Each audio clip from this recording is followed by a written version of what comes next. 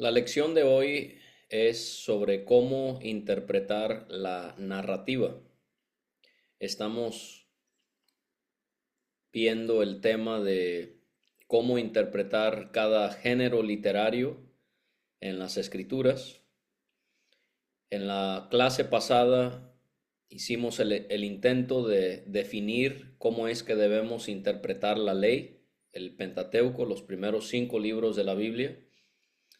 Y ahora queremos investigar sobre cómo es que debemos interpretar la narrativa. Vamos a hacernos distintas preguntas para poder definir cómo debemos llevar esto a cabo. Primeramente, quisiera, no tanto desde una perspectiva bíblica, sino literaria en general, preguntarnos qué es la narrativa.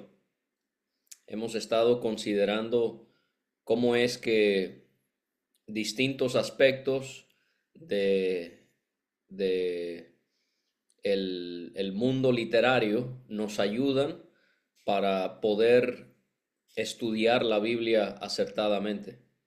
Entonces es indispensable que podamos aprender cada una de estas cosas que son como herramientas que nos permiten profundizar en nuestro estudio y en nuestro aprendizaje de la palabra de Dios. El cristiano no puede ser tan ignorante y decir, realmente para mí no es importante saber qué es un verbo o qué es un adjetivo, o para mí no es importante saber qué es la narrativa y cuáles son cada uno de sus elementos, como vamos a considerar en unos momentos. No, eso no es una buena manera de pensar. Al final de cuentas, Dios es el autor de todo lo que tiene que ver con el mundo literario. Dios es el creador de la gramática. Dios es el comunicador por excelencia, y entonces realmente demeritar eso es demeritar a Dios.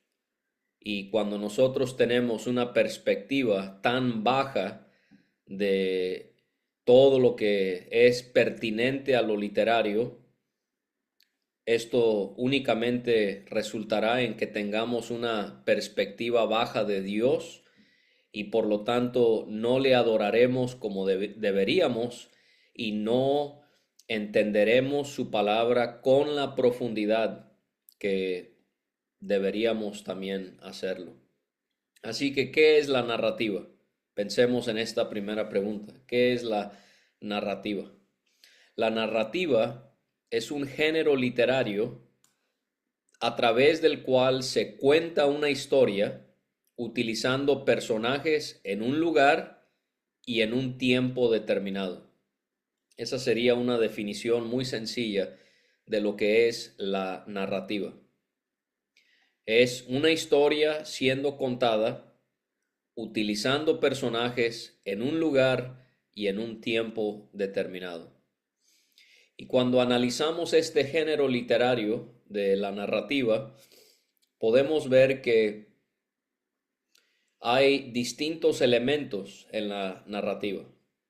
Número uno, las historias, porque la narrativa cuenta algo sobre personas, eventos y lugares.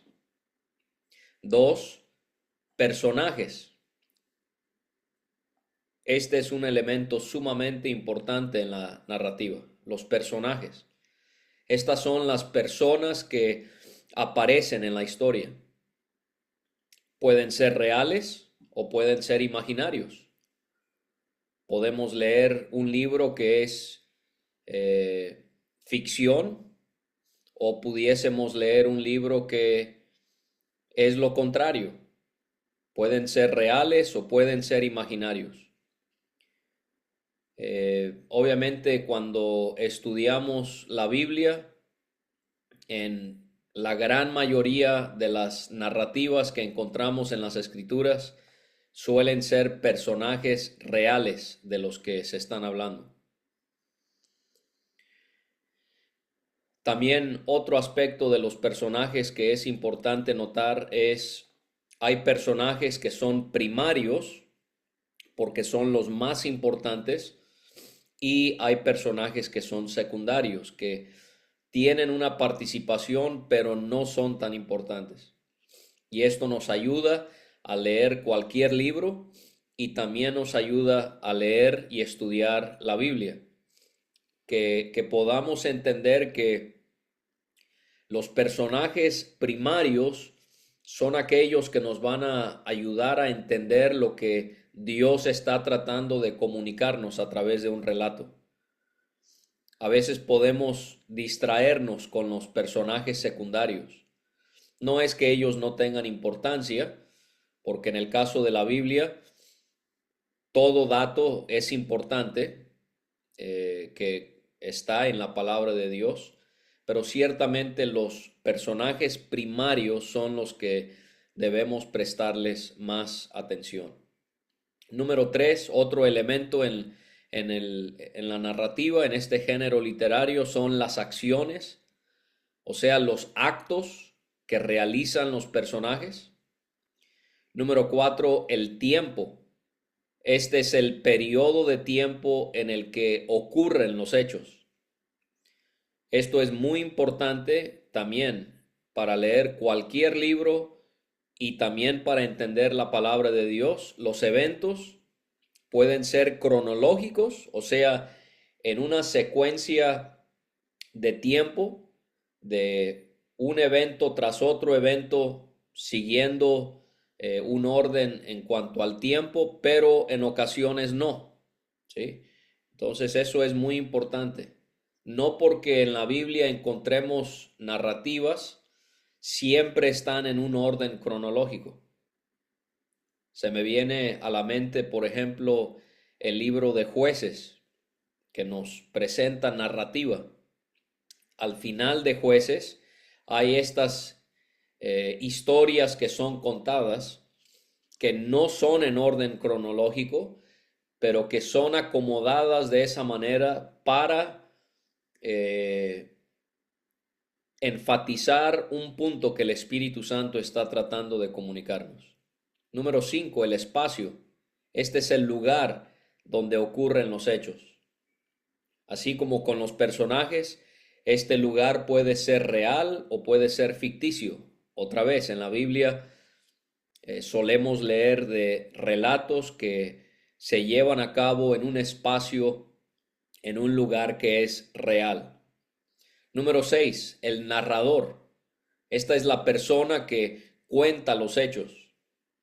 Puede ser omnisciente, no es que esté compitiendo con Dios, esa no es la idea detrás de ese término, hermanos. Cuando decimos que el narrador es omnisciente es porque él puede saber absolutamente todo lo que va a ocurrir en el relato. O el narrador puede ser partícipe en el desenvolvimiento de los eventos que son descritos, o el narrador también puede esconderse detrás de un narrador de distintos tipos.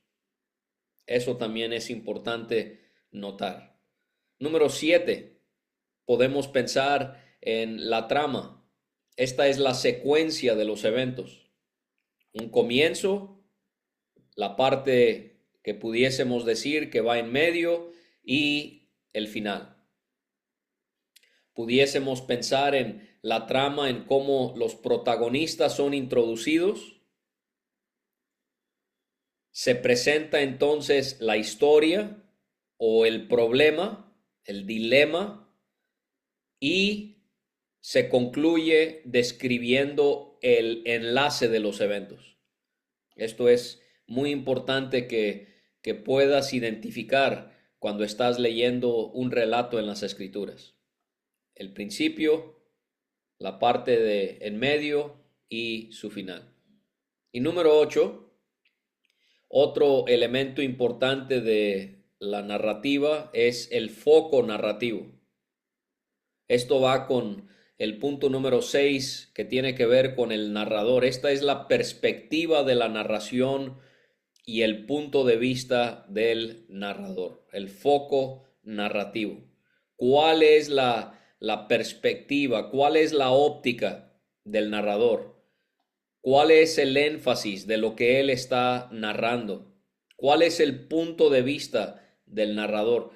Cuando él nos cuenta sobre este dato, ¿qué es lo que él quiere que nosotros entendamos en cuanto a eso? Y en cuanto a lo que es la narrativa, quisiera señalar por último que cuando leemos la narrativa, otra vez, la narrativa, este género literario a través del cual se cuenta una historia utilizando personajes en un lugar y en un tiempo determinado, debemos hacernos las siguientes preguntas. ¿Se acuerdan cuando veíamos el paso de la observación del texto? Estábamos contemplando cómo es que debemos desarrollar la habilidad de hacerle una infinidad de preguntas al texto, porque estas preguntas nos permiten a nosotros indagar y nos permite también investigar cuáles son las respuestas a esas preguntas. Entonces, cuando queremos estudiar las narrativas en la palabra de Dios, debemos preguntar quién, qué, cuándo, dónde, por qué, cómo. Y cuando nosotros contestamos cada una de estas preguntas, lo más seguro es que tendremos una mejor idea de lo que se está tratando de comunicar en un relato. Entonces, eso en cuanto a qué es la narrativa. En segundo lugar, solo para que podamos aterrizar estas ideas en cuanto ya más específicamente en relación a las escrituras, ¿cuáles son algunos ejemplos de la narrativa en las escrituras? ¿Cuáles son algunos ejemplos? Si tú tuvieras que pensar en cuáles son libros que se enfocan en contarnos una serie de eventos que se llevan a cabo en cuanto a personajes en un tiempo y en un lugar determinado. Bueno, Génesis es un buen ejemplo, el primer libro de nuestra Biblia. Génesis cuenta lo ocurrido en la creación del mundo, cuenta lo que sucedió con Adán y Eva, narra cómo fue que se llevó a cabo el diluvio y nos da la historia de los patriarcas de Israel y también José. Génesis es narrativa, sin ninguna duda. Si pudiésemos pensar en el Nuevo Testamento, ¿cuál sería un ejemplo de un libro en el Nuevo Testamento que se caracteriza por pertenecer al género literario de la narrativa? Bueno, yo pudiera sugerir que es Hechos. Ese solamente es el ejemplo que puedo dar, porque hay otros. Pero el libro de los Hechos es narrativa, porque Hechos cuenta el comienzo de la iglesia y cómo fue que el evangelio se expandió a diversos lugares. Génesis en el Antiguo, Hechos en el Nuevo Testamento son algunos ejemplos de la narrativa que encontramos en las Escrituras. Es muy importante, hermanos, que podamos saber cómo darle el sentido adecuado a la narrativa, porque casi la mitad del Antiguo Testamento es narrativa. El Antiguo Testamento que es la mayor parte de nuestras Biblias, ¿sí? Porque el Antiguo Testamento es obviamente más extenso que el Nuevo. La mitad del Antiguo Testamento es narrativa. Y si nosotros no podemos interpretar adecuadamente la narrativa, vamos a descuidar el estudio de aproximadamente la mitad de todo el Antiguo Testamento. Entonces es muy importante que lo estudiemos. Los primeros 5 libros del Nuevo Testamento es narrativa, los Evangelios y los Hechos. Y entonces vemos que sin ninguna duda es increíblemente importante que nosotros sepamos cómo debemos interpretar la narrativa. La tercera pregunta que quiero que nos hagamos, después de haber visto qué es la narrativa, cuáles son algunos ejemplos de la narrativa en las Escrituras, pensemos en tercer lugar, cuáles son las ventajas y las desventajas del uso de la narrativa. ¿Cuáles son las ventajas y las desventajas del uso de la narrativa? Duval y Hayes, ellos en su libro sobre el estudio de la hermenéutica, ellos señalan lo siguiente. En cuanto a las ventajas, número uno, la narrativa llama la atención de los adultos y de los niños. ¿A quién no le gusta escuchar una historia siendo contada? Y esto es algo que no podemos permitir, de lo cual se pierdan nuestros hijos. Obviamente la Biblia es el libro que más debe leerse en nuestros hogares, el que más importancia se le debe dar, pero fomentemos, hermanos, en nuestros hijos un amor hacia la narrativa. Libros que nos ayudan a desarrollar nuestra imaginación, que a través de lo que se cuenta nos enseña cosas muy llamativas. A mí me encanta leer las Crónicas de Narnia, El Señor de los Anillos con mis hijos.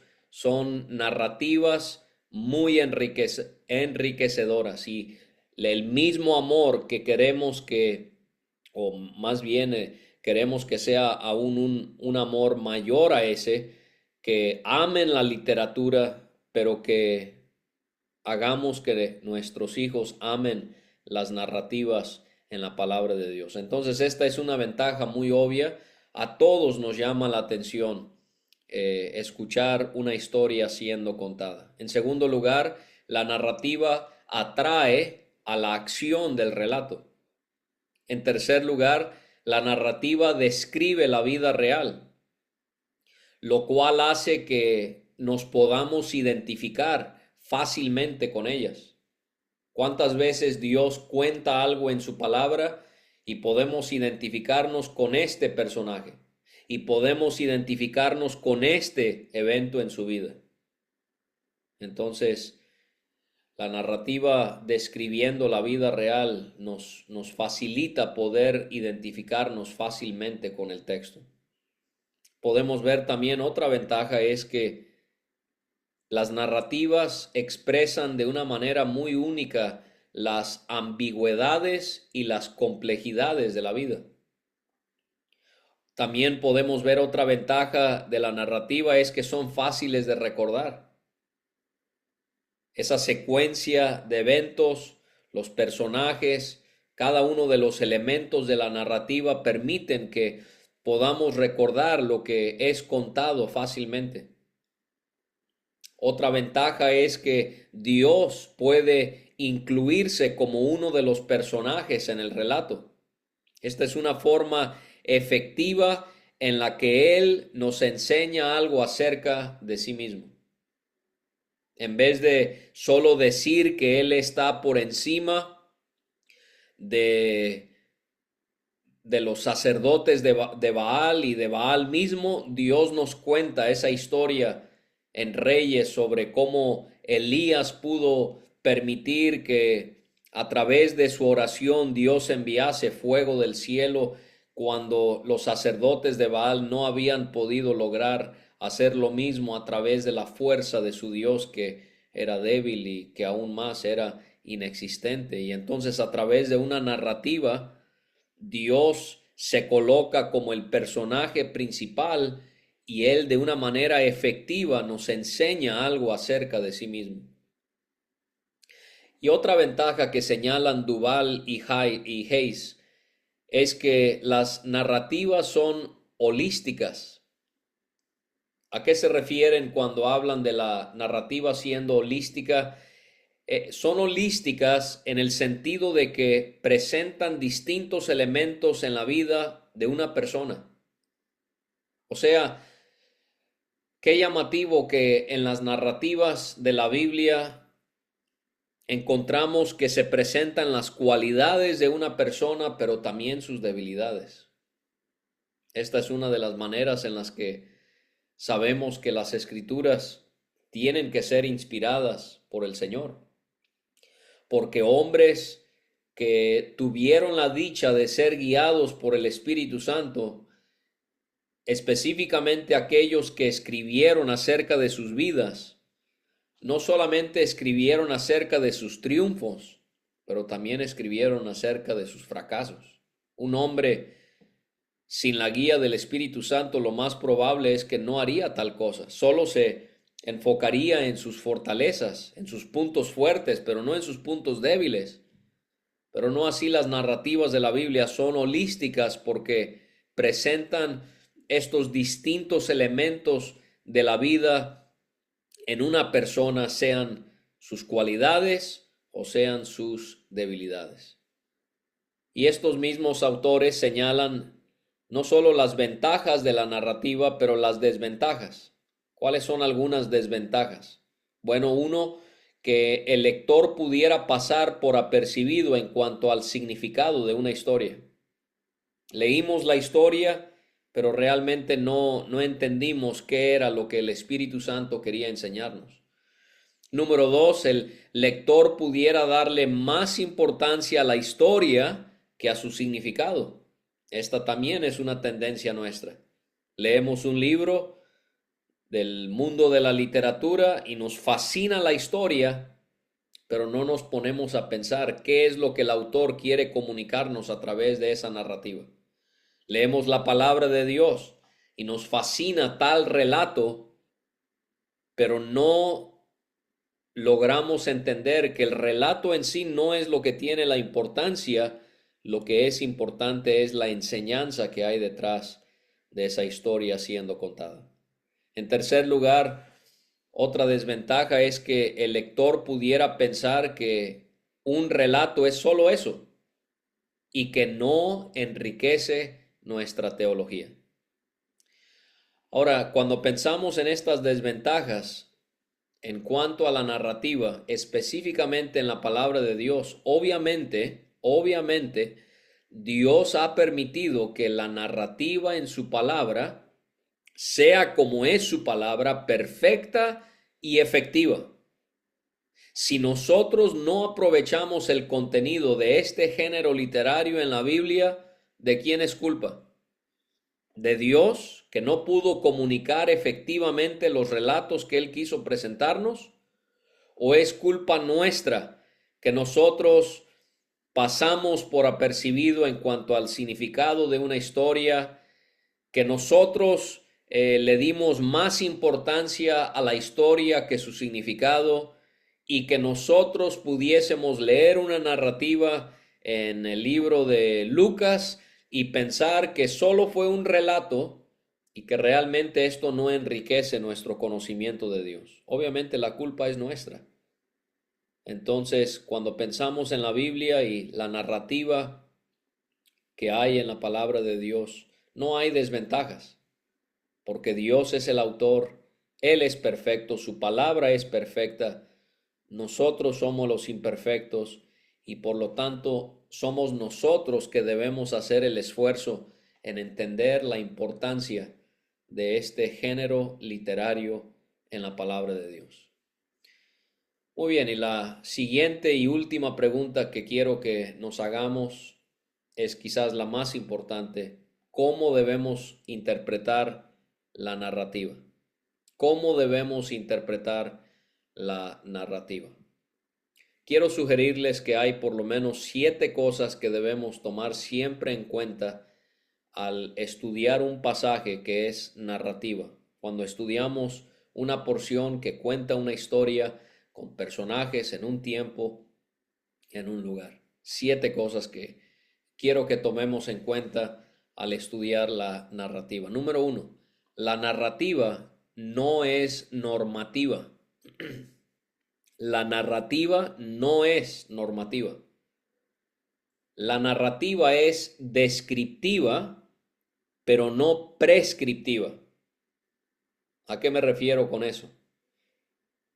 Que nosotros no podemos tomar la narrativa y hacer una ley de lo que nos dice. La narrativa no busca decirnos directamente cómo debemos vivir, sino que la narrativa lo hace a través de buenos ejemplos que debemos seguir, pero también de malos ejemplos que debemos evitar. Entonces, por favor, recuerda eso siempre al leer la narrativa. No es normativa. La narrativa no está para decirnos tajantemente qué sí debemos hacer y qué no debemos hacer. Describe, pero no prescribe. Y entonces esto es algo que debemos considerar. Por ejemplo, no sería correcto que nosotros leyéramos en Daniel sobre este varón ejemplar que él oraba 3 veces al día en dirección a Jerusalén, y que nosotros nos digamos a nosotros mismos o a la congregación que le estamos predicando: nosotros también debemos forzosamente orar 3 veces al día y orar en dirección a Jerusalén. No, esa no es la intención de la narrativa en cuanto a la vida piadosa de Daniel. Es un ejemplo que debemos seguir. Si tú quieres orar 3 veces al día, muy bien. Pero esa narrativa, el Espíritu Santo no te está diciendo que obligadamente tú tienes que hacer lo mismo y que tenemos que orar hacia Jerusalén.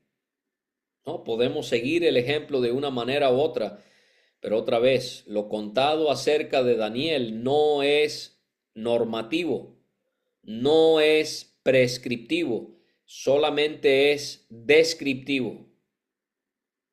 Otro ejemplo: sería descabellado que alguien quisiese defender la poligamia porque el texto señala que Salomón tuvo muchísimas mujeres.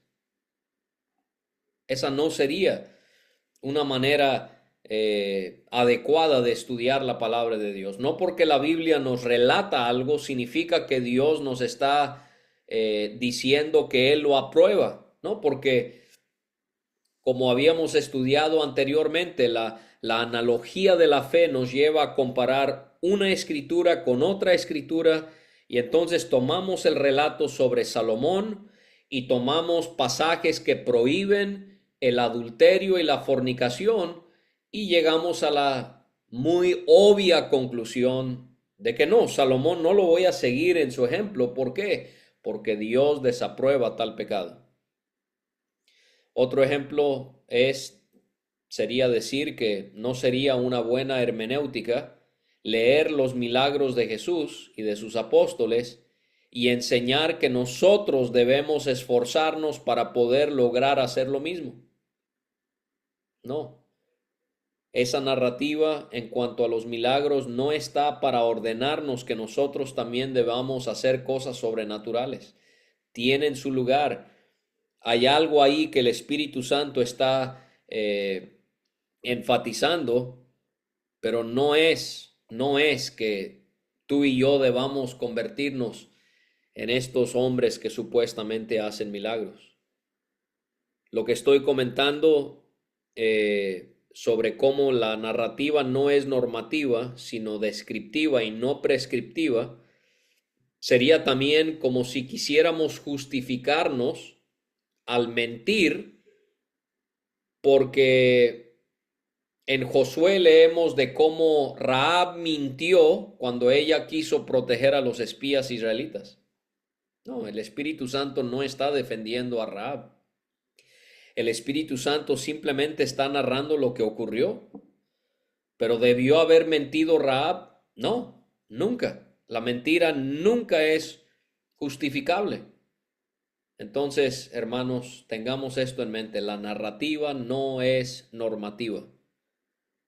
En el caso del Nuevo Testamento no podemos tomar el libro de los Hechos y decir que todo lo que Hechos nos dice debe ser practicado en la actualidad. ¿Cómo debemos interpretar Hechos? Si Hechos es un libro de narrativa. Bueno, si la narrativa no es normativa y nosotros encontramos algo en Hechos, nosotros tendríamos que ir a las epístolas de los apóstoles que sí son normativas para poder definir si algo debe ser practicado o no.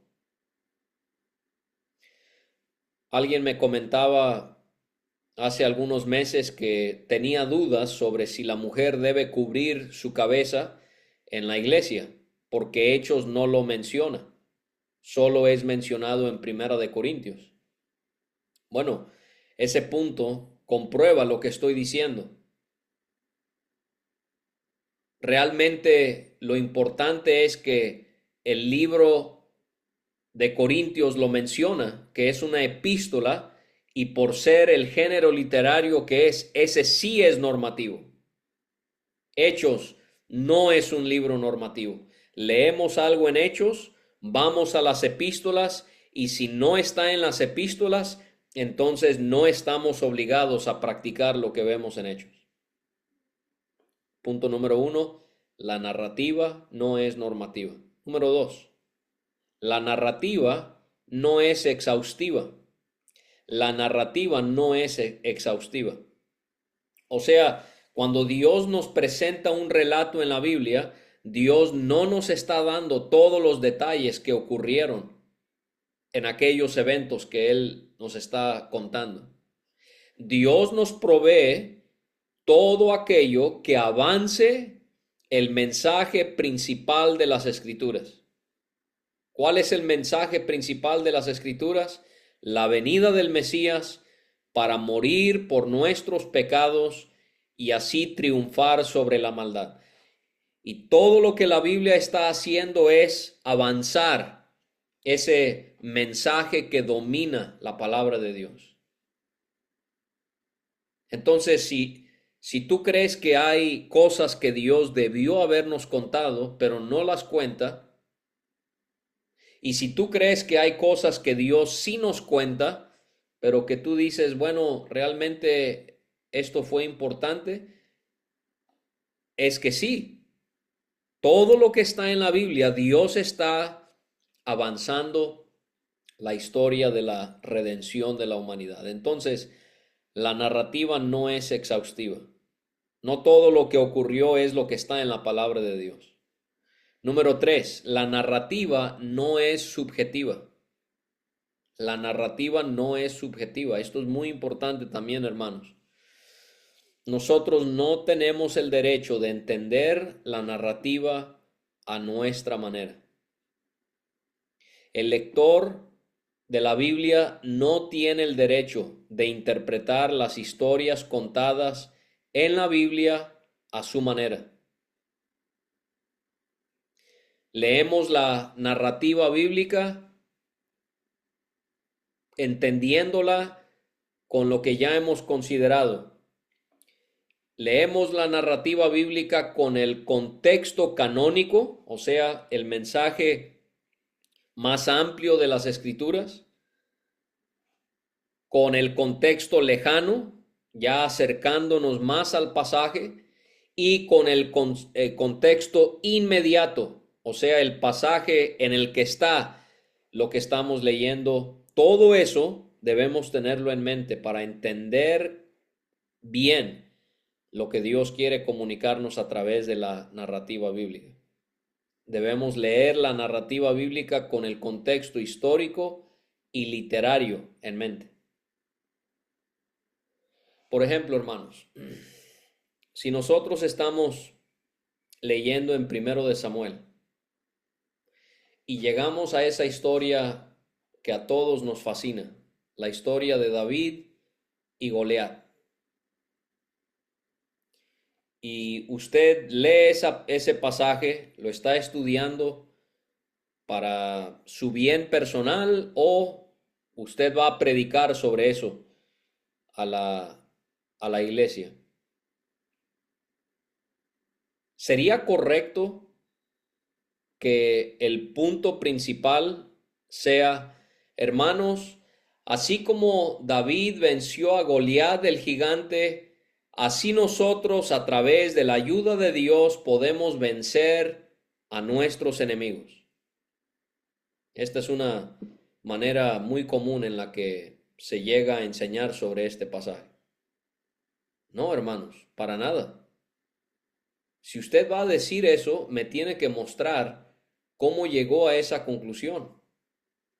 Y no hay absolutamente nada en la narrativa en cuanto a la pelea entre David y Goliat que nos haría pensar que la historia fue puesta ahí en Primero de Samuel para que nosotros podamos también vencer a nuestros enemigos.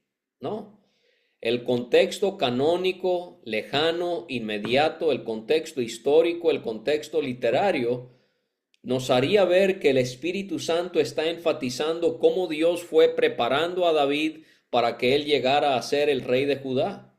No tiene nada que ver con nuestros enemigos. Entonces la narrativa no es subjetiva. O sea, nosotros no podemos tomar lo que queramos, no podemos tomar una narrativa y darle el significado que queramos. No, no es subjetiva. Dios tiene una idea central que quiere comunicarnos a través de un relato y esa es nuestra responsabilidad. Distinguir cuál es esa enseñanza. Número 4. Ya hemos visto que la narrativa no es normativa. Número 2, la narrativa no es exhaustiva. Número 3, la narrativa no es subjetiva.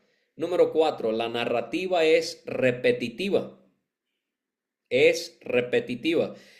¿Por qué digo que la narrativa es repetitiva? Porque el Espíritu Santo guió a los autores bíblicos para que escribiesen narrativa enfatizando ciertas cosas para que se pueda interpretar adecuadamente. Y muchas veces, no es la única manera, pero muchas veces la manera en la que Dios enfatiza algo en la narrativa que nos da la idea de cuál es su significado es a través de la repetición. Por eso es que digo que la narrativa es repetitiva. ¿Cuál sería un ejemplo? Bueno, ustedes saben que yo soy un poco cauteloso con forzosamente siempre decir Mateo es el evangelio del rey, Marcos es el evangelio del siervo, Lucas es el evangelio de Cristo como el Hijo de hombre y Juan como el Hijo de Dios. Yo tengo un problema con que siempre estemos repitiendo lo mismo, especialmente cuando no lo comprobamos. Les he dicho anteriormente, no tengo ningún problema con eso, pero no podemos hacerlo como si fuera una ley, porque Juan menciona más a Cristo como rey que Mateo. Pero viéndolo cautelosamente, creo que sí pudiésemos decir, Marcos enfatiza, recalca a Jesús como el siervo de Dios. ¿Cómo sé eso? Por distintas cosas que se van repitiendo. Se va repitiendo esta idea en la narrativa de Marcos que Cristo, el Hijo de Dios, es el siervo del Señor. Entonces, cuando leas una narrativa, fíjate en lo que se está repitiendo. Y en esa repetición Dios pudiera estarnos mostrando el significado de la historia que está siendo contada. Número 5, la narrativa no es figurativa.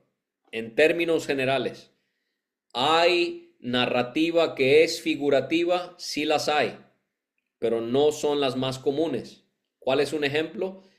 El canto de Débora en Jueces. Jueces es un libro de narrativa, el canto es una narrativa, pero en forma de poesía. Y hemos visto que cuando es poesía, entonces lo tenemos que interpretar figurativamente o alegóricamente, pero en términos generales, la narrativa, hermanos, no es figurativa. Las historias contadas en la Biblia deben ser tomadas como siendo 100% literales. Y entonces un ejemplo sería, vamos otra vez a la historia de David y Goliat y leemos que David tomó 5 piedras y nosotros decimos cinco. Hay 5 libros de la ley. Cada una de esas piedras representa los libros de la ley. Pero ¿dónde usted vio eso, hermano? El texto no indica nada de ninguna relación con el Pentateuco. No, tenemos que ir a la intención original de la que hemos hablado mucho. ¿Cuál fue la intención original del que escribió primero de Samuel? ¿Estaba él pensando que esas 5 piedras representan los primeros 5 libros de la Biblia? Bueno, el texto no señala que ese haya sido el caso. O escuchamos la enseñanza que de aquella mujer que le preparó un cuarto, una habitación al profeta. Y simbolizamos que este cuarto es la iglesia local y que la mesa y que cada aspecto en el cuarto nos lleva a pensar en lo que debe ser la asamblea del Señor donde nos reunimos. ¿Esa fue la intención original del que escribió ese pasaje? ¿O vamos al final de los evangelios y leemos de Cristo estando con sus discípulos en el aposento alto? Es narrativa. Y en vez de que lo tomemos literal como es, decimos, no, pues es que el aposento alto es como la iglesia, es un símbolo de la iglesia, y así como el aposento alto era así, era alto y era espacioso.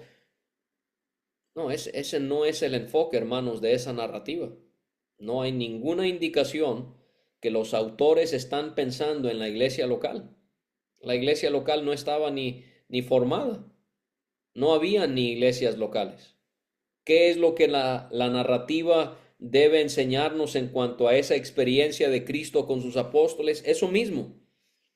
Lo que Él dijo, lo que Él oró, lo que Él enseñó, lo que Él comió con sus discípulos. Pero hermanos, en términos generales, la narrativa no es figurativa. Si alguien nos cuenta algo, ¿alegorizamos absolutamente todo lo que nos dicen? No.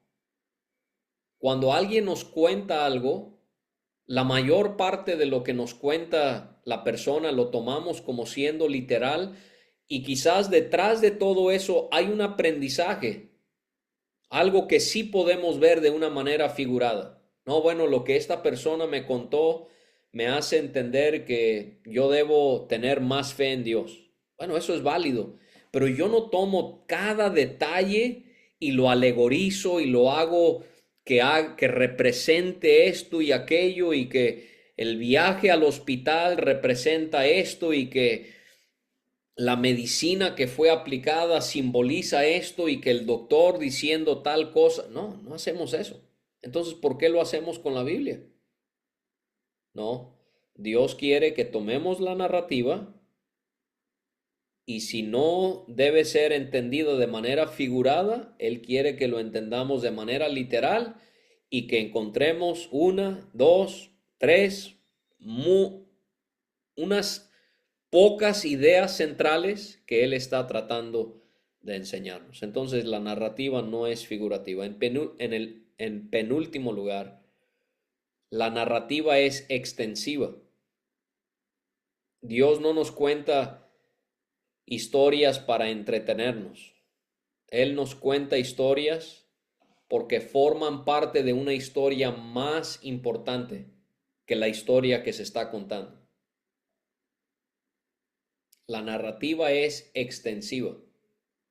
Cuando Dios nos cuenta algo en su palabra, tenemos que dar un paso hacia atrás y poder ver que esta historia forma parte de la historia más importante.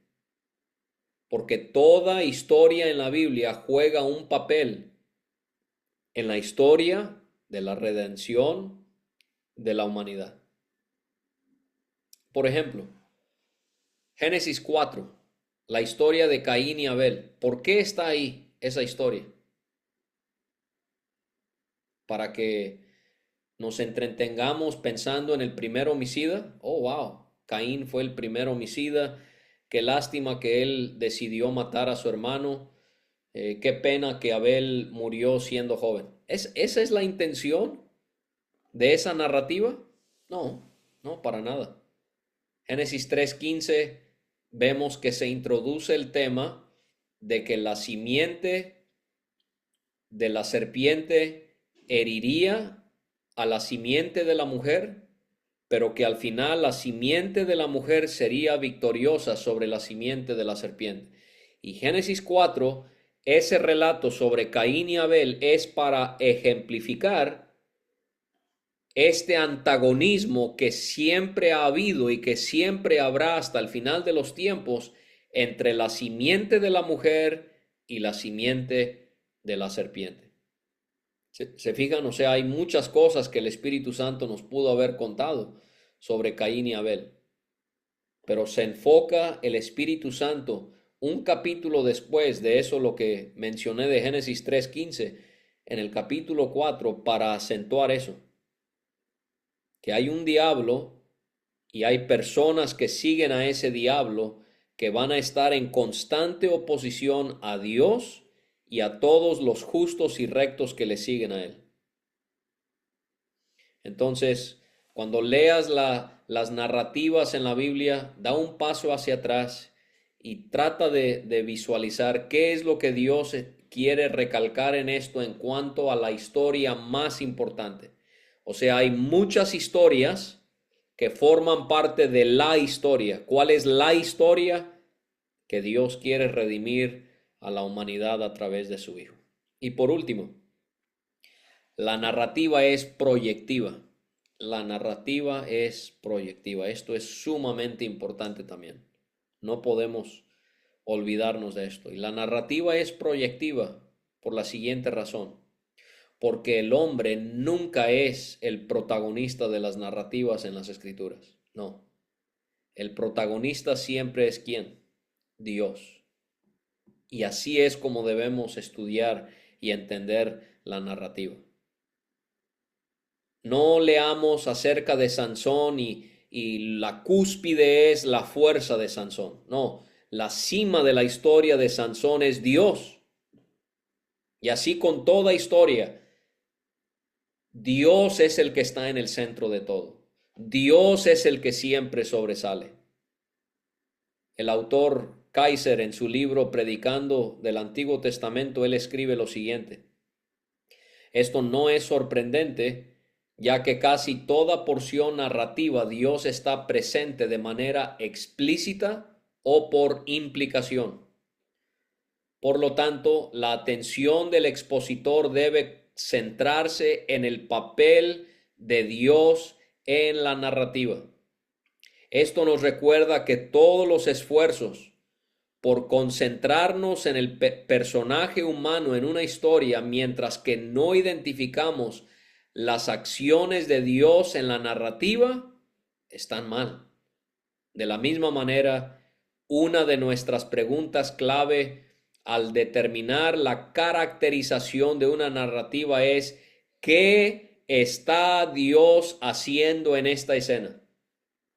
¿Qué es lo que el escritor de esta escritura está tratando de decir en la narrativa mediante su punto de vista en particular, conforme encaja con su propósito general al escribir?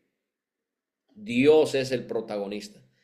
La narrativa es proyectiva porque siempre nos proyecta a Dios. David C. Deuel, él en su libro Cómo predicar bíblicamente, escribe: al predicar narrativa, uno debe quitar las luces de los héroes y colocarles en el único personaje en la historia que es digno de alabanza: Dios. Quizás debido a ese enfoque, aquellos que predican harán de Dios el enfoque de la historia de sus vidas. Como resultado, la conducta humana probablemente también mejorará. Entonces, leemos la narrativa y siempre queremos que nos proyecte al gran Dios a quien servimos. Esa sería nuestra consideración sobre cómo interpretar la narrativa.